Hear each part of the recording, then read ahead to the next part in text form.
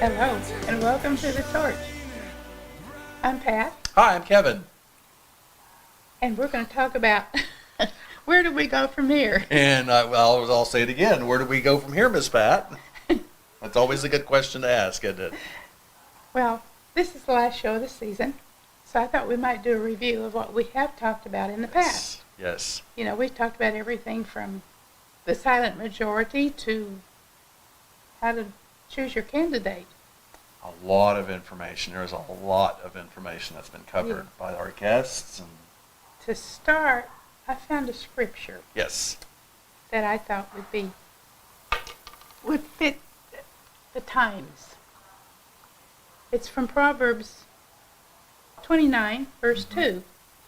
When the righteous are in authority, the people rejoice. But when the wicked man rules, the people groan. Wow. So, with that thought in mind, is there anything that stands out to you about what we've talked about over the last weeks? Well, may I just comment on the scripture? Sure.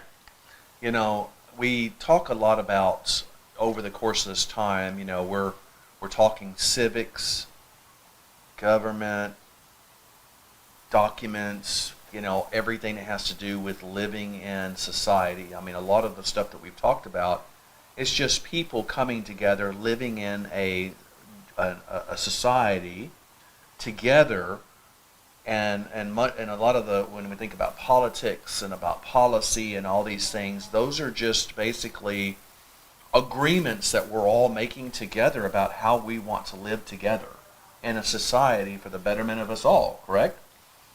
And, you know, with this civil community that we live in, our country, you know, we're not all living in the middle of Alaska with nobody else around but bears and mooses, where we don't have to worry about what anybody else thinks, and we don't have to worry about our conduct. We don't have to worry about anything else other than we have somebody higher up, that no matter where we are on earth.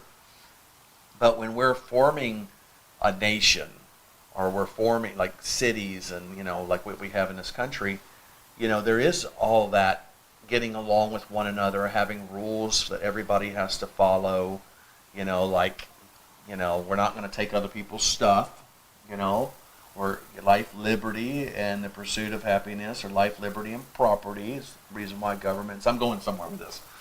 And so, you know, we want to live and enjoy life and prosper and enjoy community where we're all playing on the playing the same game with the same rules, everybody just doing their part, which is living together.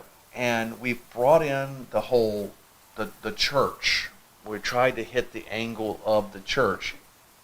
There's a lot of people that don't have anything to do with religion or things spiritual, and that's their right to not have to themselves have anything to do with religion and anything.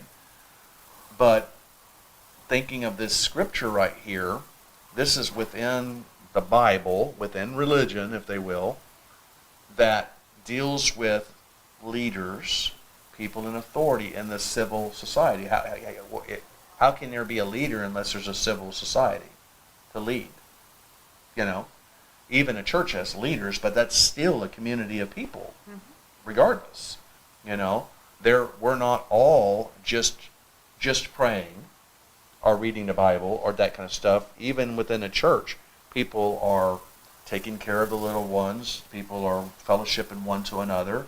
People are, you know, doing things within the congregation. That's civil. So it's like a civil things, you know. And so it's very hard to separate our king and what he's just saying right there when the wicked, can you read that again? When the righteous are in authority, the people rejoice.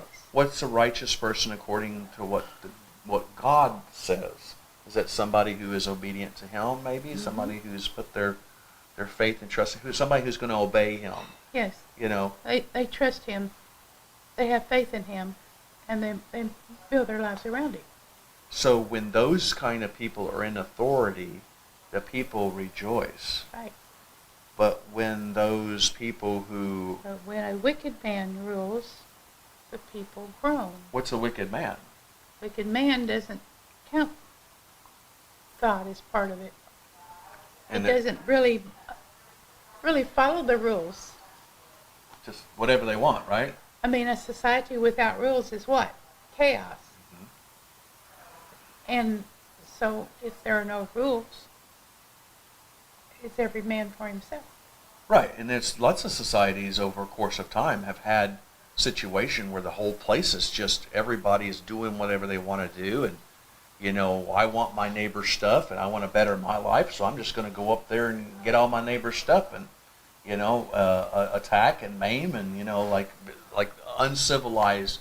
That's why a lot of those towns back within like the biblical times, they all had walls around them because other cities and other people would come and say, I want all their stuff. I'm going to just go in there and take all their stuff and carry off their livestock and carry off their wives and carry off their little ones, and I'm just going to make them my own, and we're going to build our city, and then another city stronger than them would come, put a siege against their. Mm-hmm. I mean, that's why they had those walls on all that at the time, because there was no nation over many. I mean, nation of Israel, but like the modern day. There was no set amount or set group of people who ruled. Mm-hmm. Okay, there were kings, Yeah, right. there were monarchs, and they usually ruled with an iron fist. Mm-hmm. However, this country went in a different direction. Right. We wanted a constitutional republic Exactly. where the people got to choose who they want to represent them to make decisions based on what the collective people who put them there wanted, not to do their own thing. Right. So governments were instituted among men to secure the rights of the people, not the government, Not the people. government. A lot of people have the idea that the government gives you everything, and so they can take away everything. Well, the government doesn't give you anything, really, if you think about it. They're broke. They're broke. They don't have the money. Who has the money? The taxpayers have the money. They have the money. We have the money. Excuse me. We have the money. And without us, where's the government going to go? Do you think some of the politicians have somehow missed that understanding of what kind of country we have and what the people are there for? I almost feel like some of these politicians, we're just the worker bees that scurry around being submissive to their whims and just opening up our wallets of whatever they want anytime they want it. And if we won't give it willingly, they'll just take it from us with another rule to get more of your taxes. Mm-hmm. I want you to go to work, and then after you earn all this, I'm going to come along and just take what you just earned. Yeah. Basically.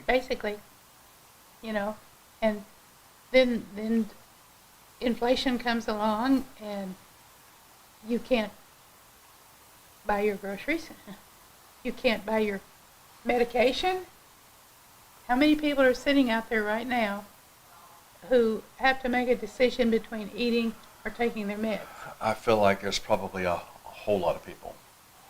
How many people are sitting out there right now who need to put gas in the car to go to work?